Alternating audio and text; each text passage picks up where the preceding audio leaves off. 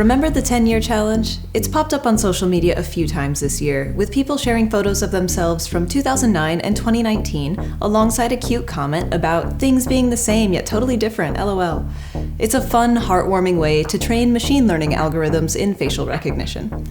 So, let's turn it back on the machines. Welcome to the 10-year challenge video game edition.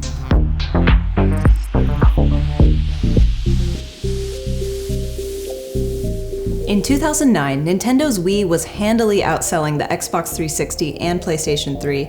Left 4 Dead 2 had just come out, and Best Music Game was still a category at the Spike Video Game Awards. 10 years later, the Switch is outselling the Xbox One and the PS4, Valve revealed a new Half-Life game, and Grimes shared the stage with Churches and Green Day at the Game Awards. Everything is the same, and everything is different. LOL. Video game companies have grown alongside the industry, and the 10-year challenge is a good excuse to look back and compare where they've been with where they stand today. We'll cover 10 major companies, looking at their top products from 2009 and 2019. Let's go. In 2009, Microsoft was all about the Xbox 360 Elite, and in 2019, it has the Xbox One X. As the two main console manufacturers, Microsoft and Sony have traditionally set the pace of evolution in the industry, though that's changing today with new cloud gaming challengers like Google. 2009 marked the center of the longest console generation on record, and Microsoft was focused on hardware upgrades and accessories like the Kinect motion sensing camera. 10 years later, software is king, and Microsoft offers a monthly game download subscription service, plus it's purchased a slew of studios to create exclusive titles for the Xbox Series X, xCloud, and beyond. Which brings us to Sony. Sony's main concern in 2009 was the PlayStation 3 Slim, and today it's the PlayStation 4 Pro. Sony and Microsoft seem to alternate making huge marketing mistakes with new console releases, and at the start of the 7th console generation, it was Sony's turn. The PS3 was overpriced in many people's minds, and Sony played catch-up throughout the 2010s. The company redeemed its image with the smooth launch of the PS4, and it's been riding that wave for the past 6 years. As Microsoft and Google battle to establish the foundation of cloud gaming, Sony is keeping things traditional, teasing a PS5 and shaking up its corporate structure ahead of a new generation. And then there's Nintendo. In 2009, the Wii dominated the console market and changed the way people across the world interacted with video games. Today, the Switch and Switch Lite are on the same path, bridging the divide between living room and mobile gaming. The House of Mario traditionally operates in its own universe, but that's changing just a little. Nintendo launched its first service for online gaming in late 2018, and it's been an early advocate of cross-console play alongside Microsoft. Nintendo is still the home for strange and heartwarming gaming experiences with oddly restrictive policies, and it's heading into 2020 with a strong console release at its back. The last time it was in this position, Nintendo launched the Wii U. I'll just leave it at that. Now, let's talk about software. Activision is up first, and its tentpole franchise shouldn't come as a surprise. In 2009, it had Call of Duty Modern Warfare 2, and in 2019, it's Call of Duty Modern Warfare. No, that's not a mistake. Activision may publish other games, but Call of Duty is the company's main moneymaker, and the franchise keeps on delivering, even when the naming structure gets confusing. Call of Duty consistently outsells the competition, and Activision has established a multi-studio development structure that keeps the games coming annually. Activision remains a major name in AAA gaming, but in the future, it's going mobile. The smartphone version of Call of Duty came out in October and saw more than 100 million downloads in its first month. Activision's partner in profit is Blizzard. World of Warcraft was Blizzard Entertainment's main concern in 2009, and 10 years later, it's Overwatch. Blizzard has been running PC-focused franchises such as StarCraft and Diablo for well over a decade, and it's now a hub for popular esports titles including Overwatch and Hearthstone. While World of Warcraft has lost a significant portion of its audience since 2009, Blizzard has picked up new players with friendly-looking competitive games and flashy, story-driven YouTube animations.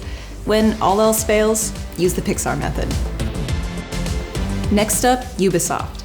10 years ago, it had Assassin's Creed 2, and in 2019, it had... Far Cry New Dawn. Ubisoft's publishing business has shrunk significantly since the early 2010s, and instead of churning out Rabbids titles, licensed games, and experiments like Zombie U, it's focusing on just a handful of important IPs. Even then, it's struggling. Ubisoft just delayed basically every game on its 2020 roster after poor reception of The Division 2 and Ghost Recon Breakpoint this year. Personally, I miss weird, freewheeling Ubisoft, though I'm happy to leave The Expendables 2 the video game in the past. You know when someone posts a 10-year challenge and you can't tell which photo is supposed to be the new one? Yeah, that's EA. In 2009, EA launched FIFA 09, and in 2019, it's all about FIFA 2019. Or swap out FIFA for Madden, or basically any other sport. EA Sports remains a crucial brand for EA, and the company's catalog hasn't changed much overall in the past decade. It still handles The Sims, Battlefield, and the sprawling RPG franchises that spawn out of BioWare. Apex Legends, an online competitive shooter, represents EA's ability to adapt with the times. EA is publishing new, familiar titles while slowly evolving its online services. This business model isn't sexy, but it just might be sustainable. Hang on, I need to look cool for this one. Rockstar Games launched Grand Theft Auto: The Ballad of Gay Tony in 2009, and in 2019, it's running Red Dead Online. There's a clear evolutionary line running through Rockstar's library over the past decade, as the company has cultivated its most important franchises and built online experiences that shine in the Twitch era. Grand Theft Auto Online kept Grand Theft Auto 5 at the top of the sales charts for years after its release, and Red Dead Online is off to a similarly strong start. I mean, GTA Online role-playing is one of the biggest phenomenons to hit Twitch this year. You don't need to worry about Rockstar in the next decade. Speaking of studios that are drowning in cash, Epic Games has seen plenty of success since Tim Sweeney founded it in 1991, but the company has rocketed to fame over the past few years, thanks to Fortnite. In 2009, Epic's major product was the Unreal Engine, and this remains a critical aspect of the company's operations, providing the backbone for a long list of games, including Star Wars Jedi Fallen Order, PUBG, Soul Calibur 6, and Hellblade: Senua's Sacrifice. But today, Epic is defined by Fortnite, the cartoonish battle royale masterpiece that's taken over the toy aisle at Target. It's also running the Epic Games Store in direct competition with Steam, making the PC gaming space more exciting than it's been in, well, about 10 years. You can't have Steam without Valve, and Valve definitely wouldn't exist without Steam. That's why Steam is Valve's top product for both 2009 and 2019. Even though the company has released a handful of games and VR hardware in the past decade, Steam remains its main source of income and control. When Epic launched its own PC gaming store and offered a better revenue sharing deal to developers late last year, Valve barely blinked. It still hasn't changed Steam's business model.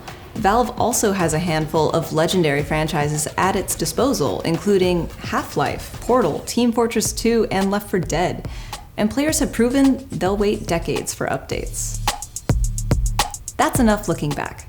Before signing off, let's flip the 10-year challenge around and guess where gaming will be in 2029. Today, Google Stadia and Microsoft xCloud are live, and Sony has even partnered with Microsoft to use its cloud technology in the next generation. So in 10 years, it's fair to say the industry will likely be operating on a streaming-first basis, with a strong focus on mobile gaming and less importance placed on actual consoles. Of course, back in 2009, people were saying the same thing about OnLive in 2019. Everything is the same, and everything is different. LOL. Thank you for strolling with us down gaming's memory lane. Be sure to subscribe for all the latest technology news, and stay tuned to Engadget.com.